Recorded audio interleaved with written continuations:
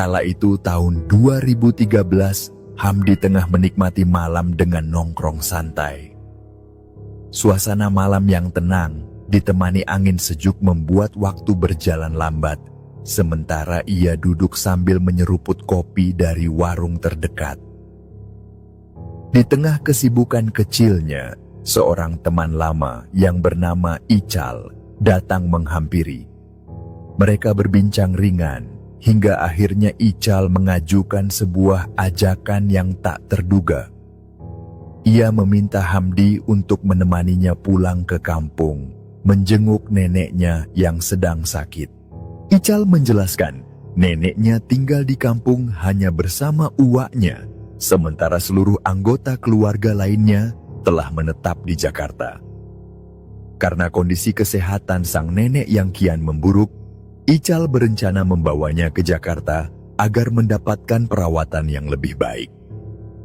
Keesokan paginya, Hamdi bersiap-siap sejak pagi. Ia berkemas seadanya membawa perlengkapan secukupnya karena rencananya hanya akan menginap sebentar. Sekitar pukul 9 pagi, mereka berdua menuju terminal Kampung Rambutan untuk memulai perjalanan. Sesampainya di terminal, mereka harus menunggu sekitar 1 jam sebelum akhirnya menaiki bis yang akan membawa mereka menuju Subang. Perjalanan pun dimulai dan suasana dalam bis terasa santai. Hamdi duduk santai menikmati pemandangan sepanjang jalan, sesekali mengobrol dengan Ical, sementara waktu berlalu perlahan. Setelah menempuh perjalanan panjang, sekitar pukul 2 atau 3 sore, mereka akhirnya tiba di terminal Subang. Namun, perjalanan belum selesai. Mereka harus melanjutkan perjalanan dengan menaiki angkot menuju sebuah kampung kecil di pinggiran Subang, tempat nenek Ical tinggal. Angkot pun membawa mereka semakin jauh ke pedalaman, hingga akhirnya berhenti di depan sebuah gang besar. Di sana, mereka turun, dan pandangan Hamdi langsung tertuju pada deretan tukang ojek yang sedang mangkal di pinggir jalan. Ical segera menghampiri salah satu tukang ojek dan menanyakan apakah mereka bisa diantar ke kampung tujuan. Namun jawaban yang mereka terima cukup mengejutkan. Tukang ojek itu menolak halus dan berkata bahwa ia tidak berani mengantar ke sana jika waktu sudah melewati waktu asar. Hamdi yang penasaran bertanya lebih lanjut tentang alasannya. Namun sang tukang ojek hanya memberikan jawaban singkat bahwa daerah tersebut sepi dan penerangan sangat minim. Jarak antar rumah pun berjauhan, membuat suasana menjadi mencekam saat malam tiba. Tidak puas dengan jawaban tersebut, Hamdi mencoba bertanya kepada tukang ojek lain yang mangkal di seberang jalan. Namun jawaban serupa kembali ia dapatkan. Semua tukang ojek menolak mengantar mereka dengan alasan yang sama. Terlalu sepi, jarang ada rumah, dan penerangan yang buruk. Bahkan saat Hamdi berusaha mencari angkot untuk disewa, hasilnya nihil. Tidak ada satupun pengemudi yang mau mengambil risiko. Karena tidak ada pilihan lain, akhirnya Ical menyarankan agar mereka melanjutkan perjalanan dengan berjalan kaki. Ia memperkirakan perjalanan akan memakan waktu sekitar 3 jam. Meski terdengar melelahkan, Hamdi mengangguk setuju. Mereka memulai perjalanan sekitar pukul 3:30 sore. Awalnya suasana masih terang dan ramai. Rumah-rumah warga masih berjajar rapat, dan mereka melangkah santai sambil mengobrol dan sesekali menghisap rokok.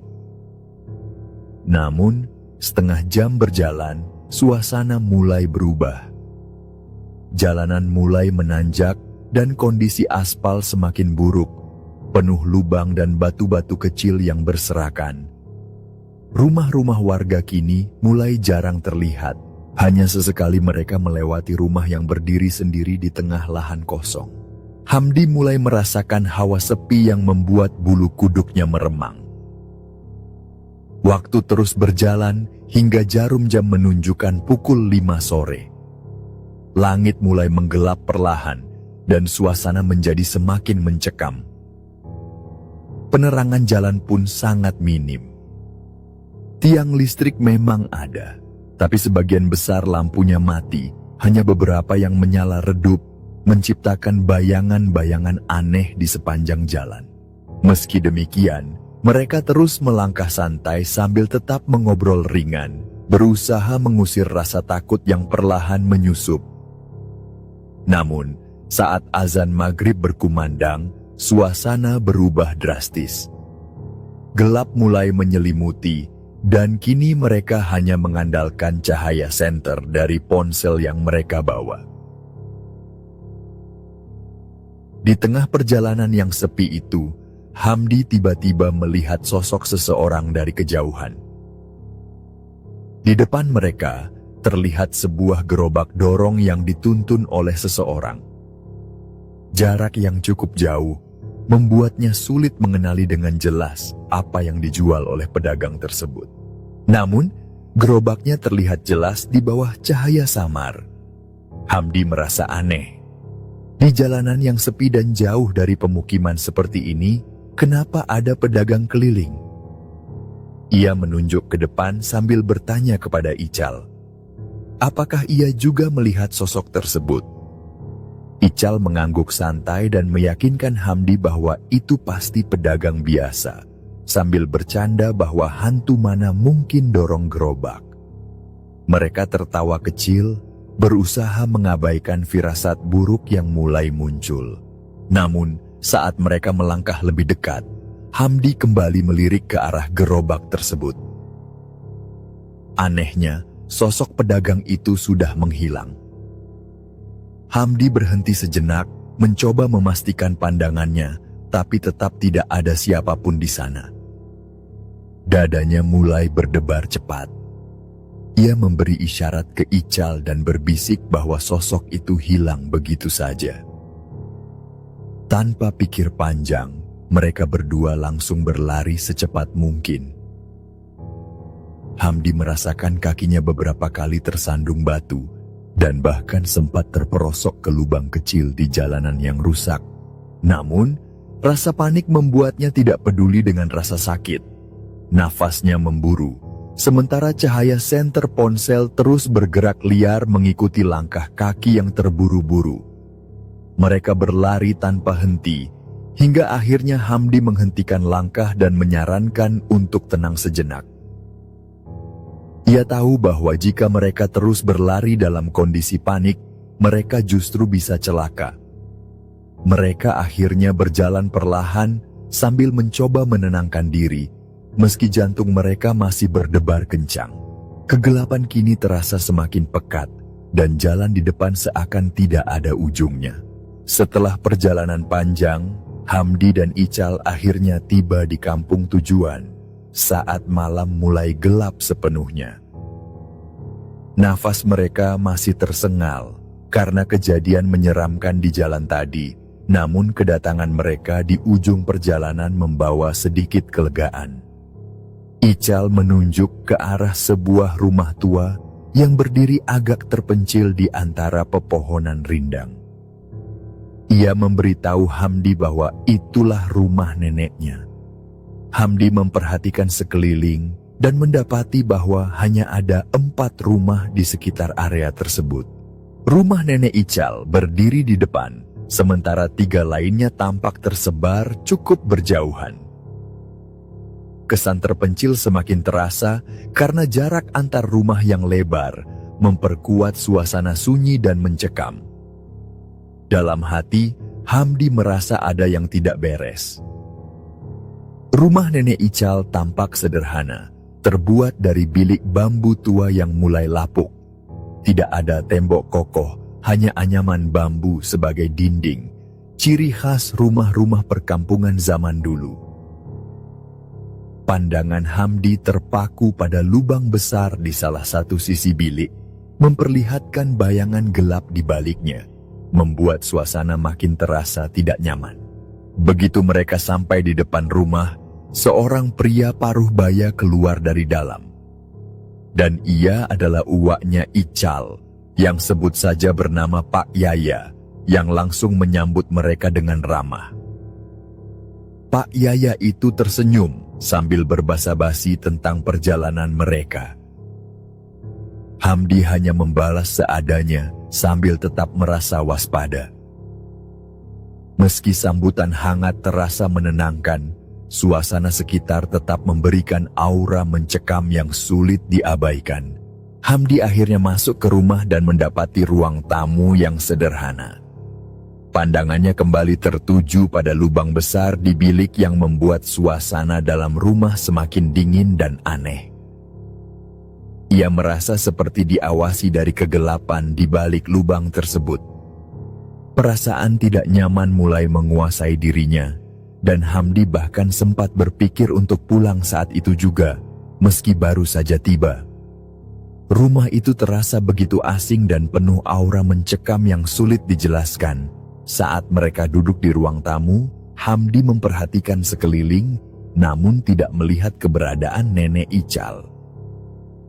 Ia tidak sempat bertanya, karena suasana obrolan terlalu singkat, dan pikirannya sudah terlalu penuh dengan rasa tidak nyaman.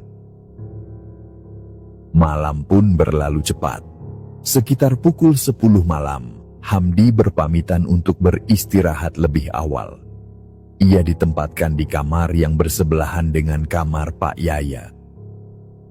Sementara itu, Ical masih berada di belakang rumah, menemani neneknya yang sedang beristirahat.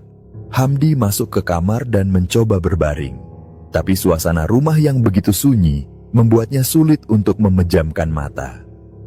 Ia mencoba memainkan ponselnya, namun usahanya sia-sia. Tidak ada sinyal sama sekali. Ketiadaan koneksi itu membuat perasaan terisolasi semakin kuat. Ia mencoba tidur, tapi setiap kali memejamkan mata, rasa gelisah malah makin menjadi. Waktu terasa berjalan lambat, dan rasa kantuk pun tak kunjung datang. Hingga akhirnya, sekitar pukul 12 malam, Hamdi memutuskan keluar kamar untuk buang air kecil. Ia berjalan melewati ruang tamu yang gelap dan berbelok menuju lorong kecil di dalam rumah. Lorong itu mengarah ke dapur di sebelah kanan, dan di bagian belakang terdapat kamar mandi sederhana. Ia melangkah pelan dalam kegelapan, hanya diterangi cahaya redup dari senter ponselnya. Saat Hamdi hampir sampai di dapur, pandangannya tiba-tiba tertuju pada sosok seseorang yang sedang bergerak perlahan di lantai. Di bawah cahaya samar, ia melihat sosok nenek tua yang tengah ngesot ke arah dapur dengan gerakan yang lambat. Hamdi sontak berhenti sejenak, hatinya berdebar kencang, namun ia mencoba berpikir positif. Ia mengira itu adalah Nenek Ical yang mungkin sedang berusaha ke kamar mandi sendirian.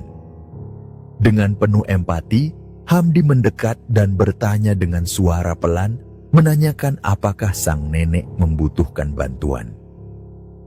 Nenek itu menjawab dengan lirih bahwa ia hendak ke kamar mandi. Tanpa pikir panjang, Hamdi merangkul nenek tersebut, berusaha membantunya bergerak. Ia tidak mengangkat tubuh sang nenek sepenuhnya, tapi cukup memberikan sandaran agar nenek itu bisa bergerak lebih mudah. Namun momen itu tidak berlangsung lama. Dari balik lorong Pak Yaya tiba-tiba muncul menatap mereka berdua dalam diam. Ia tidak berkata apa-apa, hanya memperhatikan sejenak sebelum akhirnya kembali masuk ke kamar. Hamdi merasa ada sesuatu yang aneh, tapi ia memilih mengabaikannya. Saat ia hendak melanjutkan langkah menuju kamar mandi bersama nenek itu, sang nenek tiba-tiba menghentikan langkahnya dan berkata bahwa ia sudah tidak jadi ke kamar mandi dan ingin kembali ke kamar. Hamdi menuruti permintaan itu, membantunya kembali ke arah lorong, sebelum akhirnya melanjutkan ke kamar mandi sendirian. Setelah selesai, Hamdi melirik sekeliling rumah. Ia menyadari bahwa nenek yang tadi bersamanya kini sudah tidak terlihat. Ia mengira nenek itu sudah kembali ke kamar dan tidak memikirkan hal aneh apapun. Ia kembali ke kamarnya dan mencoba untuk tidur, meski rasa gelisah masih menyelimuti pikirannya. Ia bahkan sempat menyetel sholawat yang sudah ia unduh dari ponselnya dalam upaya menenangkan diri. Perlahan rasa kantuk akhirnya datang dan ia berhasil terlelap. Pagi harinya, sekitar pukul 5, Hamdi terbangun. Saat ia keluar kamar, Pak Yaya sudah ada di ruang tamu. Tanpa diduga, Pak Yaya bertanya dengan nada serius, "Semalam kamu merangkul siapa?" Hamdi yang masih setengah sadar menjawab santai, "Semalam merangkul nenek, katanya dia mau ke kamar mandi." Namun Pak Yaya justru terlihat bingung dan berkata dengan nada pelan, "Kamu serius? Karena nenek semalam tidur sama saya di kamar, nggak kemana-mana." Hamdi sontak terdiam. Ia mencoba mencerna ucapan Pak Yaya, sementara pikirannya mulai kacau. Ia yakin betul bahwa ia tadi malam membantu nenek menuju lorong dapur. Tapi jika nenek benar-benar ada di kamar bersama Pak Yaya semalam, lalu siapa yang ia rangkul tadi malam? Pak Yaya menambahkan bahwa saat ia keluar kamar semalam, ia memang sempat melihat Hamdi berjalan di lorong, tapi yang ia lihat hanyalah Hamdi berjalan sendirian dan terlihat dengan posisi seperti merangkul. Namun ia tidak melihat ada siapapun di samping Hamdi. "Makanya saya heran, kamu merangkul siapa malam-malam?" ujar Pak Yaya lagi. Perasaan dingin menyergap Hamdi. Tubuhnya bergetar saat kesadaran mulai menghantamnya, bahwa ia telah berinteraksi dengan sesuatu yang bukan manusia.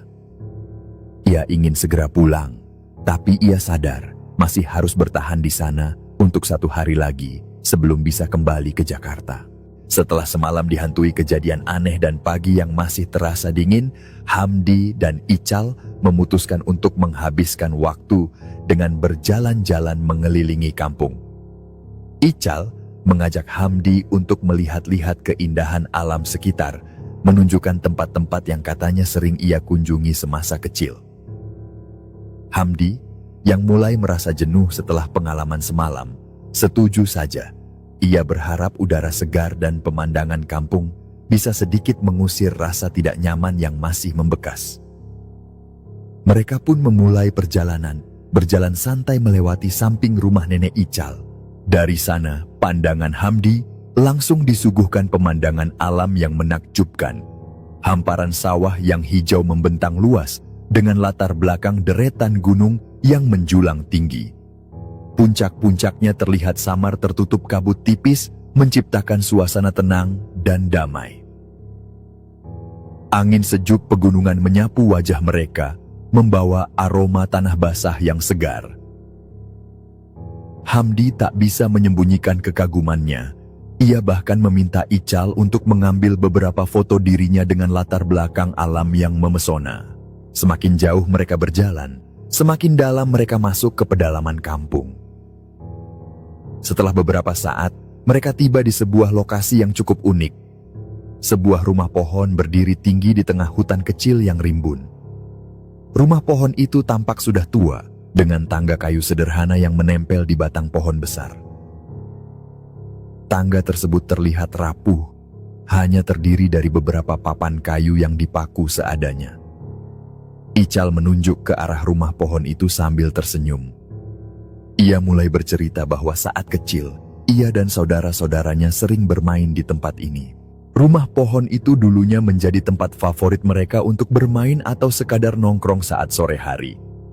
Hamdi, yang mendengarkan dengan antusias, memperhatikan struktur rumah pohon itu yang tampak masih kokoh meskipun usia jelas sudah menua. Tanpa pikir panjang, Ical memutuskan untuk mencoba naik, meski tangga kayunya tampak tidak aman. Ia menapaki satu persatu anak tangga dengan penuh semangat, tapi saat baru menginjak tangga kedua, papan kayu di bawah kakinya tiba-tiba patah. Ical kehilangan keseimbangan dan jatuh ke belakang dengan keras. Tubuhnya menghantam tanah berbatu, mengeluarkan suara dentuman yang cukup keras. Hamdi langsung panik dan berlari menghampiri. Namun sebelum ia sempat memeriksa keadaan Ical, sebuah suara berat terdengar dari belakang. "Aku sudah bilang, jangan naik-naik ke situ," ujar seseorang. Hamdi menoleh cepat dan terkejut saat melihat Pak Yaya berdiri di belakangnya. Padahal pagi tadi Pak Yaya bilang akan pergi ke pasar. Dan ia sama sekali tidak mendengar suara langkah kaki yang mendekat. Tanpa banyak bicara, Pak Yaya segera memeriksa keadaan Ical yang tampak pingsan. Hamdi membantu mengangkat tubuh Ical. Ia memegang kakinya sementara Pak Yaya menopang bagian kepala. Mereka berjalan menyusuri jalan setapak kecil, namun anehnya arah yang diambil Pak Yaya bukanlah menuju rumah nenek seperti yang Hamdi harapkan. "Kok bukan ke rumah nenek?" tanya Hamdi dengan cemas. "Sudah kamu ikut saja, ke arah sini lebih aman," jawab Pak Yaya singkat. Hamdi merasa ada yang janggal, tapi ia memilih diam dan mengikuti arahan. Mereka terus berjalan hingga tiba di sebuah saung kecil di tengah hutan. Saung itu terlihat tua dan tampak jarang digunakan. Saat mereka sampai, Ical mulai siuman perlahan. Ia mengucek matanya bingung dan berkata, "Kok kita di sini? Seumur hidup aku ke kampung ini, aku nggak pernah tahu ada saung di sini." Hamdi hanya terdiam. Ia juga merasa heran, tapi tidak ingin membuat suasana makin tegang. Namun Ical masih terlihat linglung menoleh ke sana kemari, seolah mencoba mengingat jalur yang mereka lalui. Ia bahkan sempat bertanya ke Hamdi, apakah benar mereka diarahkan ke tempat itu oleh Pak Yaya. "Iya, tadi uakmu yang menyuruh ke sini," balas Hamdi. Tak lama kemudian, Pak Yaya datang lagi membawa rantang berisi makanan dan sebotol air minum. Ia meletakkan makanan di hadapan mereka sambil berkata singkat, "Kalian makan dulu, nanti baru pulang. Sekarang aku mau ke pasar lagi." Hamdi hanya mengangguk pelan, tapi entah kenapa, ada rasa enggan dalam dirinya untuk menyentuh makanan ataupun minuman yang dibawa Pak Yaya. Ada sesuatu yang membuatnya tidak nyaman, meski ia tidak bisa menjelaskannya. Akhirnya, Hamdi hanya berpura-pura sibuk, sementara Ical memakan makanan yang disajikan. Ia memperhatikan sekeliling saung, mencoba mencari petunjuk arah atau jalan keluar. Beberapa jam berlalu dan suasana mulai berubah. Tadinya masih terang, tapi kini matahari mulai turun, cahayanya melewati sela-sela pepohonan menciptakan bayangan panjang. Mereka memutuskan untuk segera kembali ke rumah nenek sebelum hari semakin gelap. Namun, saat mencoba mencari jalan pulang, kebingungan mulai melanda. Setiap jalur yang mereka ambil selalu membawa mereka kembali ke saung tua itu. Hamdi mulai merasa panik. Ia memutuskan mengambil arah sembarangan, tapi anehnya, setiap kali mereka mencoba keluar, mereka kembali lagi ke tempat semula.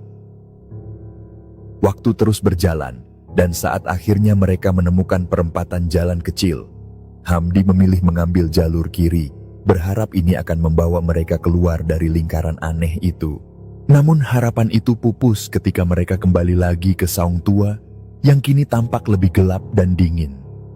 Rasa takut mulai menguasai mereka berdua. Hamdi merasa waktu berjalan terlalu cepat. Awalnya mereka mulai jalan-jalan di pagi hari, tapi kini suasana sudah hampir gelap, seperti mendekati waktu maghrib. Ia tidak tahu berapa lama mereka sebenarnya berjalan. "Sebaiknya kita segera pergi dari sini, dan jangan pikirkan yang aneh-aneh," ujar Hamdi berusaha terdengar tenang, meski hatinya penuh kegelisahan. Mereka berjalan cepat, kali ini tidak lagi memikirkan arah yang benar, hanya fokus menjauh dari saung tersebut. Anehnya, jalur yang tadi terasa berputar-putar kini seolah terbuka lebar. Mereka berjalan lurus hingga akhirnya menemukan sebuah jalan yang terlihat familiar. Hamdi mengenali jalur itu sebagai jalan yang ia lewati saat pertama kali datang ke kampung ini. Rasa lega mulai merayap perlahan, meski suasana di sekeliling masih tampak suram. Namun, Rasa lega itu seketika berubah menjadi ketakutan saat mereka mengambil arah kanan, arah yang seharusnya menuju rumah nenek. Baru beberapa meter berjalan, mereka malah tiba di sebuah kompleks pemakaman tua. Begitu mereka menyadari bahwa jalan yang mereka ambil tidak membawa mereka kembali ke rumah nenek, melainkan ke sebuah kompleks pemakaman tua, suasana mencekam langsung menyelimuti. Kuburan itu bukanlah pemakaman biasa. Hamdi melihat deretan batu nisan yang sudah dipenuhi lumut tebal. Tak ada nisan rapi dengan ukiran nama atau tanggal lahir. Hanya batu bulat tak beraturan yang ditancapkan sebagai penanda makam. Ical tampak terkejut. Ia melangkah mundur perlahan sambil mengusap wajahnya, tampak bingung dan takut.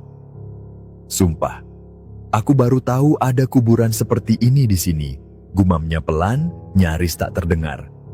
Wajahnya memucat dan dalam sekejap, ia langsung berbalik badan dan berlari tanpa berkata apa-apa. Hamdi hanya sempat melihat punggung Ical menjauh, meninggalkannya sendirian di tengah-tengah kuburan tua itu. Hamdi berusaha mengikuti, tapi tubuhnya terasa berat. Kakinya seperti menempel di tanah, sulit digerakkan. Napasnya terasa sesak, ia mencoba berteriak memanggil Ical, tapi suaranya tercekat di tenggorokan. Panik mulai menguasai dirinya saat ia merasa benar-benar sendirian di tempat itu. Beberapa detik kemudian Ical kembali, kali ini dengan ekspresi ketakutan yang sama. Ia menarik tangan Hamdi dengan kuat. "Ayo buruan cabut dari sini," katanya tergesa. Sentuhan itu membuat tubuh Hamdi seolah kembali ringan, dan tanpa pikir panjang, mereka berdua langsung berlari keluar dari kompleks pemakaman tersebut. Akhirnya mereka menemukan jalan setapak yang benar-benar mengarah ke rumah nenek Ical. Mereka berlari tanpa henti hingga tiba di depan rumah, di mana suasana tampak berbeda dari sebelumnya. Sejumlah warga berkumpul di halaman rumah, sebagian mengenakan baju koko dan peci, sementara ibu-ibu tampak mengenakan mukena dan kerudung putih. Suara lantunan ayat suci terdengar samar menembus udara sore yang mulai gelap. Hamdi langsung merasa ada sesuatu yang tidak beres. Saat mereka mendekat, Ical berhenti mendadak. Napasnya memburu saat melihat apa yang sebenarnya terjadi.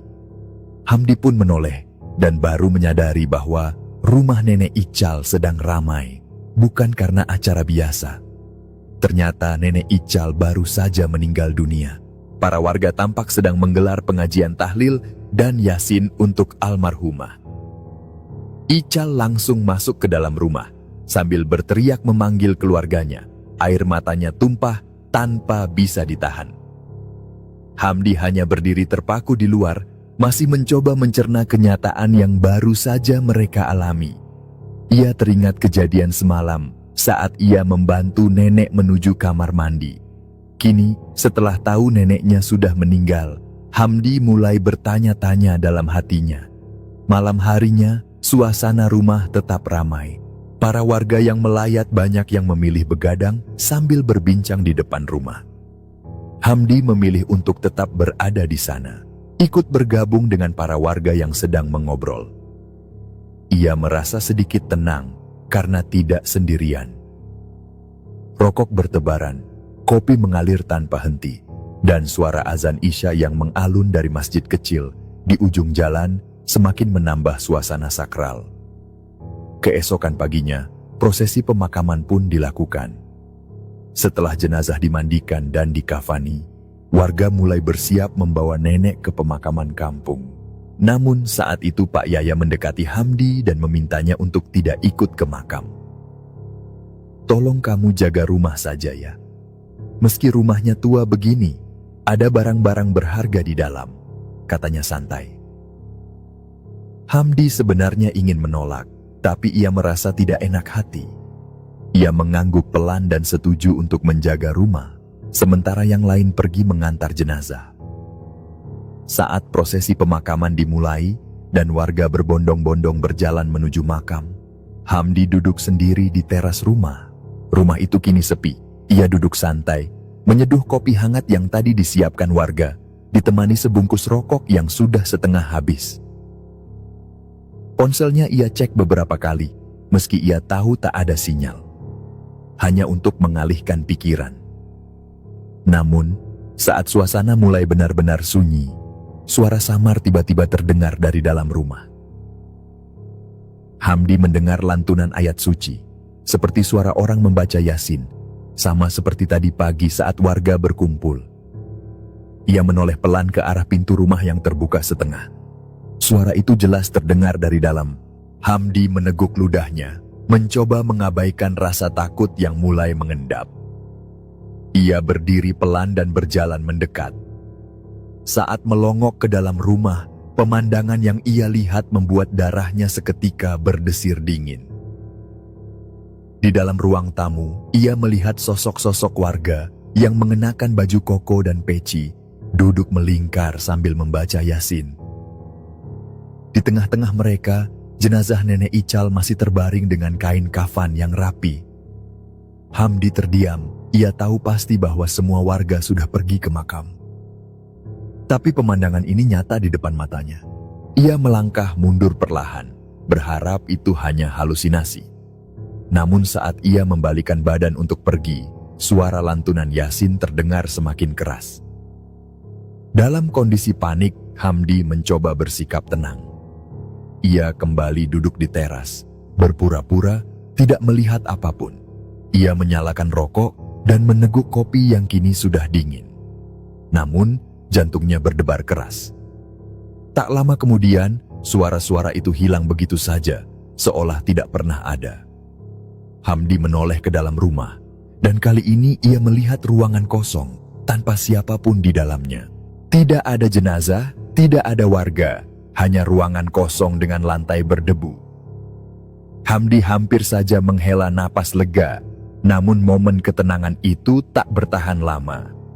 Dari arah dapur, terdengar suara langkah kaki pelan. Hamdi menoleh lagi, dan matanya membelalak saat melihat sosok Nenek Ical berjalan menuju lorong dapur. Namun kali ini ada sesuatu yang aneh. Nenek itu berjalan tegak, langkahnya cepat dan mantap. Tapi sosok di depannya ini melangkah dengan lincah menuju dapur. Melihat itu, Hamdi merasa pikirannya benar-benar kacau. Semua kejadian yang ia alami membuat mentalnya terguncang hebat. Ia merasa terjebak dalam situasi yang membingungkan, ingin kabur dari tempat itu, tapi tidak tahu arah. Ia tidak tahu lokasi pemakaman Nenek Ical dan meninggalkan rumah dalam kondisi seperti ini bukan pilihan yang aman. Ia memutuskan untuk menjauh sejenak dari rumah, tapi tidak terlalu jauh, hanya cukup untuk menenangkan diri. Ia berjalan menuju pinggir jalan dan duduk di atas sebuah batu besar. Di sana, ia berharap waktu berjalan lebih cepat dan rombongan keluarga segera kembali.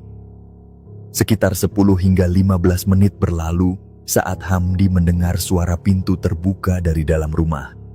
Ia menoleh dan melihat Pak Yaya keluar dari rumah, memanggilnya agar mendekat. Tanpa berpikir panjang, Hamdi menghampiri.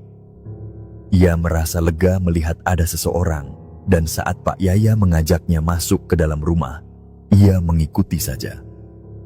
Pak Yaya mengatakan, ada makanan yang akan dihidangkan untuknya. Hamdi duduk di ruang tamu menunggu Pak Yaya yang masuk ke dapur untuk mengambil makanan. Ia menunggu cukup lama hingga mulai merasa ada yang aneh. Suasana rumah sangat sepi dan Pak Yaya tak kunjung keluar dari dapur. Perasaan gelisah mulai muncul dalam pikirannya. Ia pun mendengar suara pintu yang terbuka dari arah belakang rumah. Nalurinya mendorongnya untuk menoleh, dan saat itulah ia melihat pemandangan yang membuat tubuhnya kaku. Di lorong menuju dapur, Pak Yaya terlihat sedang menggendong Nenek Ical. Namun, ada sesuatu yang tidak wajar. Tubuh nenek itu digendong dalam posisi terbalik, kepala nenek mengarah ke belakang, sementara kakinya menggantung di depan. Lebih menyeramkan lagi, kepala nenek yang tergantung itu perlahan menoleh ke arahnya, memperlihatkan wajah pucat dengan tatapan kosong yang mengunci pandangannya. Hamdi merasa jantungnya berdebar hebat. Ia tidak berpikir panjang dan langsung berlari keluar rumah tanpa menoleh ke belakang. Ia terus berlari hingga tiba kembali di tepi jalan besar, tempat batu besar tadi berada. Ia duduk di sana, napasnya memburu dan tubuhnya bergetar hebat. Ia menunggu rombongan keluarga yang belum juga kembali, merasa benar-benar sendirian di tempat asing yang penuh kejadian aneh. Hampir setengah jam kemudian, ia melihat rombongan mulai muncul dari kejauhan. Ical mendekatinya dengan raut bingung dan bertanya tentang apa yang sedang ia lakukan di situ. Hamdi hanya menjawab singkat bahwa ia ingin pulang, membuat Ical semakin heran. Ical menyarankan agar Hamdi tetap tinggal hingga acara tahlilan selesai dalam beberapa hari ke depan dan baru kembali ke Jakarta bersama-sama. Namun, dalam hati, Hamdi merasa berat untuk tinggal lebih lama. Malamnya, acara tahlilan untuk nenek Ical pun dilaksanakan. Warga kampung berkumpul di rumah, dan suasana ramai membuat Hamdi merasa sedikit lebih aman. Ia memilih duduk di bagian pinggir ruangan, memperhatikan jalannya acara, sambil sesekali memikirkan kembali kejadian yang dialaminya siang tadi. Saat bacaan Yasin mulai dilantunkan, Hamdi secara tidak sengaja melirik ke tengah ruangan. Seketika tubuhnya kaku melihat dua jenazah terbaring berdampingan di sana. Salah satunya memang nenek Ical, namun jenazah satunya adalah sosok kakek tua yang tidak ia kenali. Perasaan panik langsung meluap. Hamdi merasa tubuhnya dingin seketika. Ia berusaha menahan diri, tapi kepanikan menguasainya hingga ia tak bisa mengendalikan diri lagi. Ia merasa seisi ruangan menoleh padanya, meski tak ada yang menyadari apa yang sedang ia lihat. Pak Yaya segera menariknya keluar ruangan, mencoba menenangkannya. Ia mengatakan kepada Hamdi bahwa mungkin yang ia lihat itu hanya bayangan suaminya nenek, karena nenek Ical memang dimakamkan di samping makam suaminya. Ia menegaskan bahwa kejadian ini bisa jadi karena Hamdi kelelahan atau mengalami halusinasi. Hamdi sulit menerima penjelasan itu. Ia yakin apa yang ia lihat tadi benar-benar nyata. Namun Pak Yaya menyarankannya untuk mengambil wudhu dan beristirahat sejenak. Malam itu, setelah acara tahlil selesai, Hamdi masih duduk di teras rumah, menatap kosong ke halaman depan. Pikirannya kacau. Ia mencoba mengalihkan perhatian dengan mengobrol bersama beberapa warga yang masih begadang. Namun bayangan kejadian tadi terus membayangi benaknya. Keesokan paginya, Hamdi merasa tubuhnya lelah luar biasa. Ia belum sempat tidur dengan nyenyak sejak hari pertama tiba di kampung ini. Setiap malamnya hanya terlewati dengan tidur ayam, penuh kegelisahan. Ia tahu waktunya di kampung itu masih beberapa hari lagi, tapi dalam hatinya, ia hanya ingin segera pergi dari tempat ini. Pagi itu, dengan rasa takut dan lelah yang menumpuk, membuat Hamdi ingin segera meninggalkan kampung itu. Ia mencoba berbicara pada Ical, berniat untuk pamit pulang. Namun Ical menyarankan agar Hamdi bertahan selama 2 malam lagi.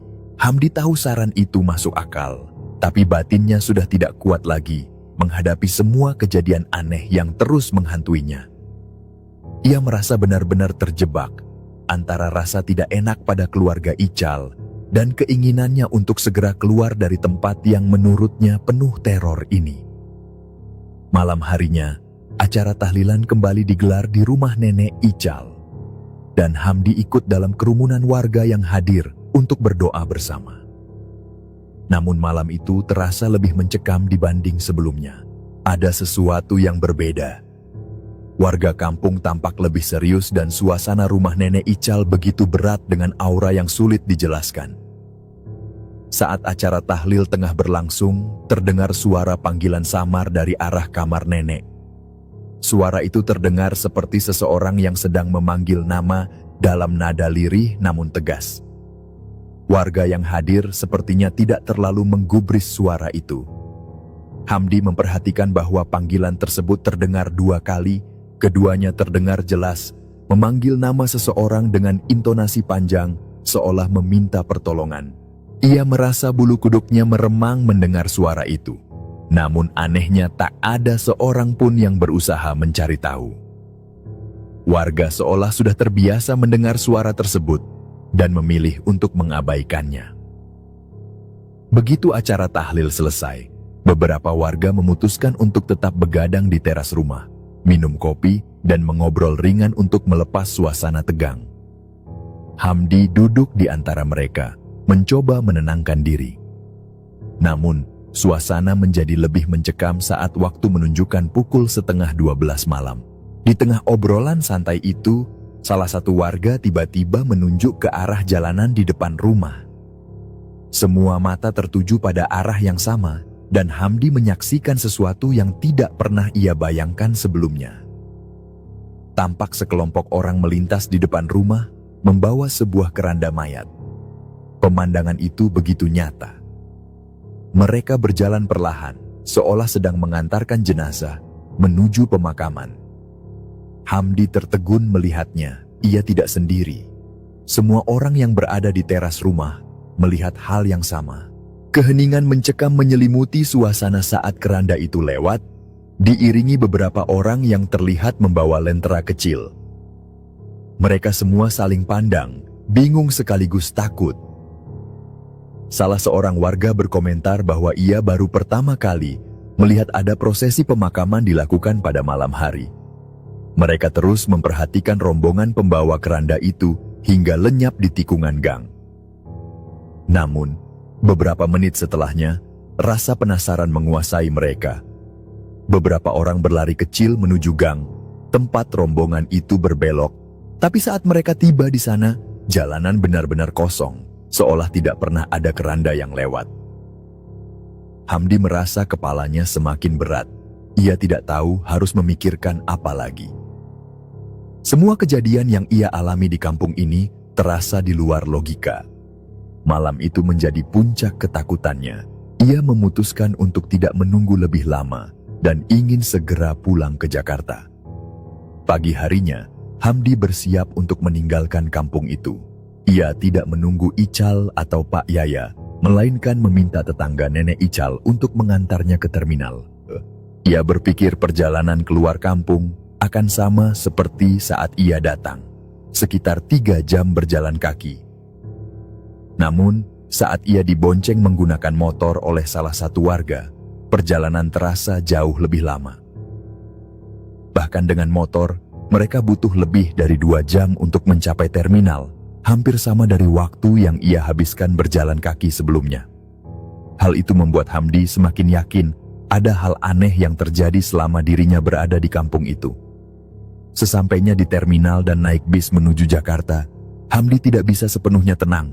Ia duduk sambil menatap kosong keluar jendela, namun pikirannya terus dihantui bayangan-bayangan menyeramkan yang ia alami selama di kampung.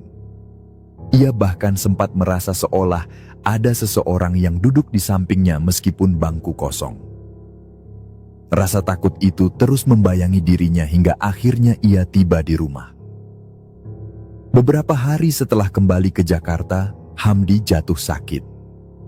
Tubuhnya lemas dan ia tidak bisa melakukan aktivitas seperti biasa.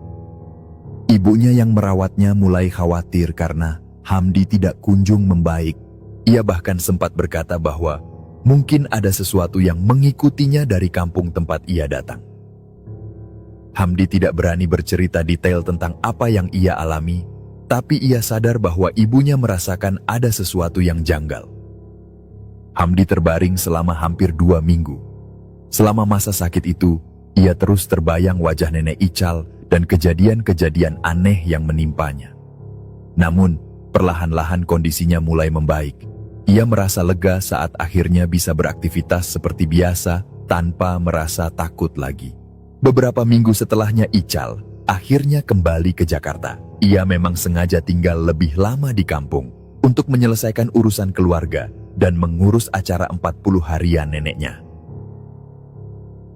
Hamdi tidak bisa menahan rasa penasaran dan akhirnya bertanya langsung pada Ical tentang semua kejadian aneh yang ia alami. Namun, jawaban Ical cukup mengejutkan. Ical mengatakan bahwa selama di kampung, ia tidak mengalami hal-hal aneh Seperti yang diceritakan Hamdi, ia memang melihat prosesi keranda yang lewat malam itu, tapi ia yakin itu hanya hal biasa dan tidak merasa ada yang salah. Bahkan selama sebulan di kampung, Ical merasa santai dan tidak pernah mengalami gangguan seperti yang dialami Hamdi. Hamdi merasa bingung. Ia sempat berpikir mengapa hanya dirinya yang mengalami teror seperti itu, padahal ia datang ke kampung hanya untuk menemani Ical. Ia mencoba mencari jawaban, namun tidak pernah menemukannya. Sejak saat itu, Hamdi tidak pernah lagi mengalami kejadian aneh. Ia perlahan melupakan semua yang terjadi, meski dalam hatinya kenangan menyeramkan itu akan selalu tertanam kuat.